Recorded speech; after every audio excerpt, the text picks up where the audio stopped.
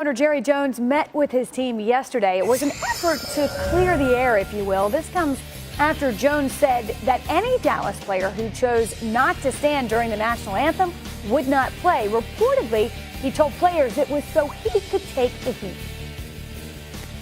Mr. Jones has always had great love, admiration, and respect for the players. And he just felt like it was important for him to come in at the end of one of our team meetings and share his position on the anthem with our team very directly. And I think that demonstrates the respect that he has for our guys and the love and admiration he has for our guys. I think he also wanted to share different ways to make an impact on some of the issues that the players have concerns about. So it was a productive meeting. I know there were some conversations that he had individual with players afterwards that also were productive. How was your meeting today with the team and Jerry and everything? How did it go? It went well. I mean, we handled and ironed out everything that we needed to at this time. Todd Archer with the Cowboys joins us now. Todd, was this enough to clear the air as this team heads into a bye week?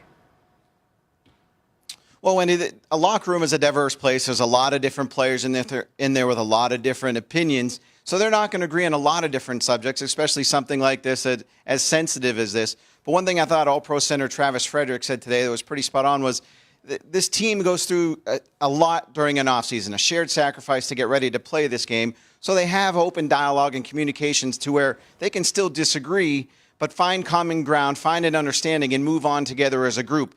And I thought another thing that Frederick said that was interesting, with this being the Dallas Cowboys, there are always distractions. There are always things that come up.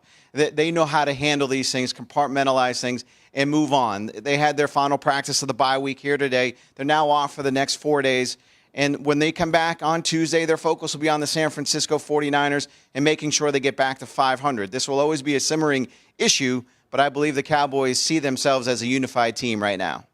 Todd, thank you. All of that makes a lot of sense. We'll turn to Adam now. Some news out of Mexico City regarding earthquake relief. Well, just a short time ago, the NFL announced that the NFL, the Patriots, the Raiders, the Cowboys, the Steelers, they're combining to donate $250,000 to the Mexican relief earthquake efforts. So that money will be used there. And keep in mind that Patriots and Raiders are scheduled to play there November 19th. So a good gesture by those teams. Also, Sam Bradford, the Vikings quarterback, not practicing again today, which again reinforces the idea that we will be seeing Case Keenum on Sunday versus the Green Bay Packers. Wow. NFL Live continues. Turn to our pass catcher spotlight, and we'll start with the glass half full. Teddy on the pass catcher with the best matchup. Well, I'll go to tonight's game, and I'll say Kelvin Benjamin, wide receiver of the Carolina Panthers, is a great matchup tonight. In the past, of course, Cam Newton is having a great year, a couple 300-yard games in a row, 2 or 3, but Funchess has had a good game. McCaffrey is starting to go off. Dixon had his.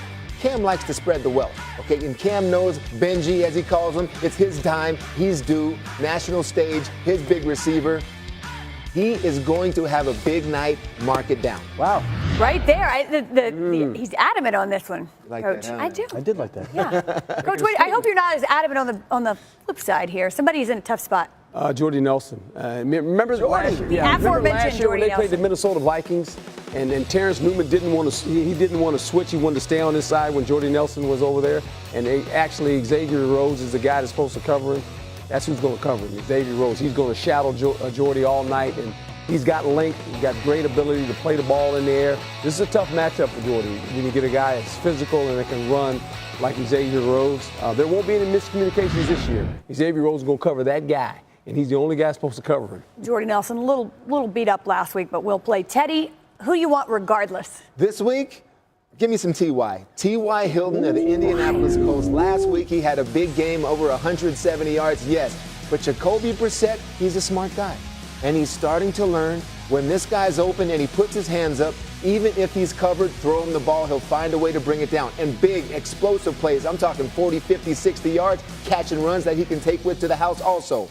Give me T.Y., score me some fantasy points, get me that victory. I like it. Your guy, huh? He's your guy. He is actually. We didn't get the table pound, though. Potential breakout pass catcher for week 6. Well, it's against his Colts, Delaney Walker, the tight end for the Tennessee Titans. I mean, he's a guy that obviously makes a lot of plays in this offense, and they're going to need him because they're going to stack the box, try to stop the Tennessee Titans from running. Delaney Walker, he's kind of goes under the radar. actually made the Pro Bowl last year. People don't realize that. This guy's a good football player. He really is. And this is the guy you got to lean on when they start stacking the box. Get it to the tight end. He's going to have a big day against the Colts. All right, Adam Schefter, let's talk storylines and pass catchers. What you got? I think we're watching Travis Kelce this week. He has advanced into the next stage of concussion protocol right now for the Kansas City Chiefs after suffering the concussion that he did Sunday night against the Houston Texans. On this play, you see him go down, stay down. He entered into the protocol, stayed in the game for a little while, but now he has been advanced to the point where he's going to be allowed to participate in practice in a limited capacity. So I guess he's trending in the right direction to be able to play Sunday against the Pittsburgh Steelers, but he still has not received full clearance yet. All right, also trending in the right direction, Matthew Berry. How about some love-hate with regards to our pass catchers? Thanks, Wendy. Look, you just heard Teddy talk about Kelvin Benjamin and the matchup he has tonight. Well, I like the guy opposite him as well, Devin Funchess. Devin Funchess has been the 8th best wide receiver in fantasy since week 2, and it's not as much as a fluke as you might think. Obviously, the touchdowns help. But over that same time frame, he's top 15 in the NFL in receptions and targets, at least 8 targets in 3 straight games. I like his chances at another big night here on Thursday night. Again, that Eagles secondary really struggling and having to travel on a short week down to Carolina. As for somebody I'm not crazy about, Mike Evans. Look, if you have Mike Evans, you're still starting Mike Evans. Let's be very clear about that. But on the road at Arizona, having to go against Patrick Peterson here, I mean, think about the Eagles. And as great as they were against Arizona last week, the one Philadelphia pass catcher who did nothing, Alshon Jeffrey, 3 for 31 against Patrick Peterson. No one has received more than 50 yards against Patrick Peterson this whole year, and he's faced guys like Des Bryant, Pierre Garçon, T.Y. Hilton. So as great as Mike Evans is, I think this is a big Deshaun Jackson game, Cameron Brate, you see some Doug Martin here. I just don't see Mike Evans having a top 10 day like he normally does. So he unfortunately makes the hate list. Wendy. Matthew Berry, thank you. Press coverage now, and apparently air quality in Alameda this week is poor. In fact, so poor that wide receiver Michael Crabtree, among other Raiders players, are wearing a face mask in practice. This is not part of the helmet, so actually designed to help reduce the effect of the air quality. There's been no word from the league that there would be any contingency plans in shifting this game at all, so it doesn't sound like that's going to happen, but this is a very serious situation, and our thoughts are obviously with everybody in the Northern California area. Herm, you know that area well? Yeah, it's devastating. It's just unbelievable. People that I know personally that they've been devastated by the fires up there. This obviously in response to the wildfires that are running through Northern California. So again, echoing what Adam said, our thoughts and prayers with all of those affected. Meanwhile, Tom Brady missed the team practice on Tuesday, apparently dealing with a minor shoulder injury. It's his non-throwing shoulder, so his left shoulder. He was back on the field today for a walkthrough, is expected to play Sunday against the Jets. And with that, we find our Adam Schefter in the Domino's pregame headquarters. Adam, and let's run through some notable injury reports. Wendy, let's start with Marcus Mariota, considering the fact that he missed last week's game. And the Titans have said that this is a decision that could go all the way up to Monday night's game against the Indianapolis Colts. And I think there will be a question about whether or not Mariota can play in that game, whether he's going to be able to practice. If he can't go on Monday night, then obviously Matt Castle would step in to replace him at that point in time. But there's a question as to whether Mariota will be able to go on Monday night against the Colts. As for Derek Carr, he was throwing the football in practice last week and this week without pain. The issue there is whether and how he would be able to hold up if he absorbed another hit like the one he took against the Broncos when he fractured a transverse process bone in his back against Denver. Missed the one game last week against Baltimore. The Raiders lost. Something tells me we'll be seeing him this Sunday against the Los Angeles Chargers. As for Matthew Stafford, fairly banged up. The Lions have been evasive about his status, declining to say how he looked in practice, declining to talk about his injuries, but he's got an ankle injury, he's got a hamstring injury. The early indications are that he should be able to go on Sunday against the New Orleans Saints, but this is a situation that'll be worth monitoring as the weekend progresses. Matthew Stafford has been very tough. It takes an awful lot to knock him out of the lineup. He's usually out there, and I think the sense is he'll be out there again, but he is hurting from various injuries right now, Wendy.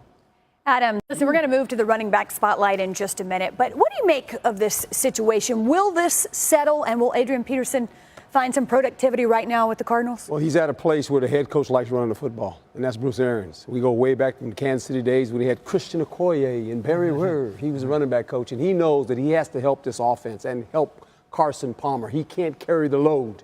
They have to run the ball. That opens the play-action pass. That's when Carson Palmer is at his best. So this is a good fit for Adrian Peterson. It wasn't right for him in New Orleans. He knew it. We all knew it. You could see it. And Sean Payton already was liking the youngster in Kamara. And so, listen, you got another chance here. They're going to need you. And these two sides needed each other. Yes. Yeah. That's really what this is about. Adrian Peterson needed a new home. Cardinals needed a new running back. Here we go. Voila. Here we go. All right, here we go with the running back spotlight. We'll start with Coach, running back in a good spot this week. Well, they got two running backs in Washington, P. Ryan and Thompson. And these guys are really physical runners. They can run inside. Thompson's a little bit more of a jittery guy. P. Ryan is a physical inside the tackle player. They need to run the football. This helps Kirk Cousins with this offense, and it's a pretty good offense.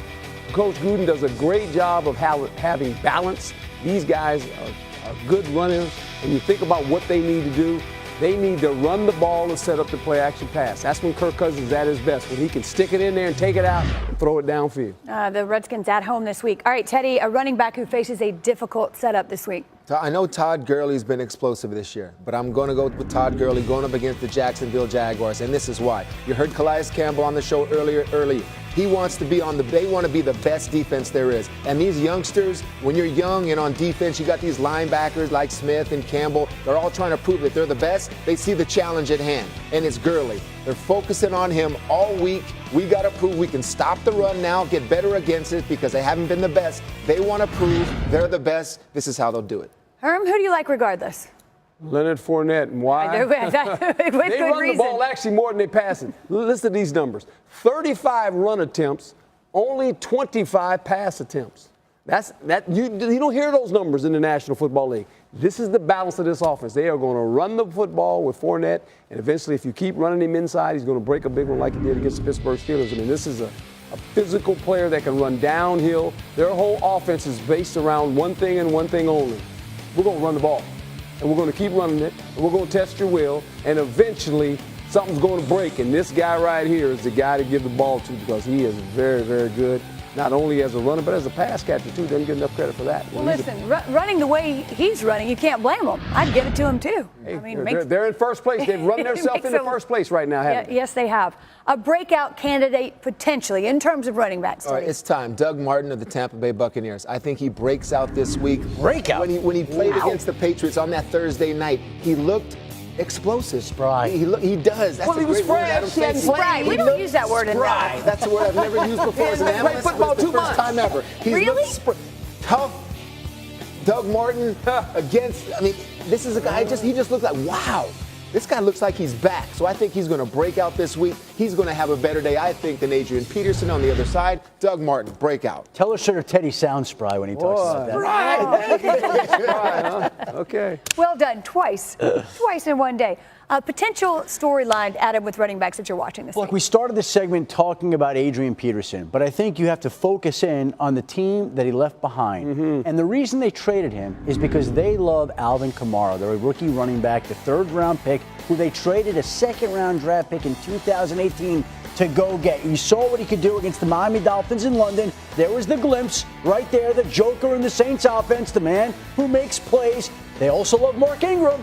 But the young man, Yes. Alvin Kamara, this is his time to shine, and it looks like he's got a big opportunity. His emergence enabled New Orleans to be able to go trade Adrian Peterson to Arizona. You know, it looked like a situation that could have gotten ugly in a hurry if they didn't come to this conclusion. But to your point, it's a win-win, at least right now. Matthew Berry, some running back love-hate this week. Yeah, we always talk about matchups on this show, especially on Thursdays. So a matchup I love this week, the Chargers and Marshawn Lynch. Marshawn Lynch makes the love list this week. I know it's been up and down season for beast mode, but think about last week when the Giants lost all the receivers, haven't been able to run the ball all year, and yet still Orleans Darkwa and Wayne Gallman went for 126 yards and a touchdown against the Bolts. LA has allowed 5.47 yards per carry to opposing running backs this season. That is last in the National Football League, or the most, depending on how you put it. 26 fantasy points a game to opposing running backs. Lynch got into the end zone last week. I think he does again today, or on Sunday, I should say, against the Chargers. He's a top 12 play for me this week. As for a running back I'm not crazy about, Jay Ajayi of the Miami Dolphins. Again, I don't know if you have better options. You're probably going to have to start him, but he's currently running back 40 on the season. Dolphins, the only team in the NFL without a rushing touchdown this season, second fewest rushing yards this season. And you know what? Lost in the fact of, the tape and everything that we've talked about that, the Dolphins also lost their offensive line coach and their run coordinator. That's tough to just suddenly install, especially coming against a Falcons team that is off the bye at home, that has been fifth in the NFL against the run over the last 4 weeks. So Jay Ajayi, just a low-end RB2 for me. Wendy.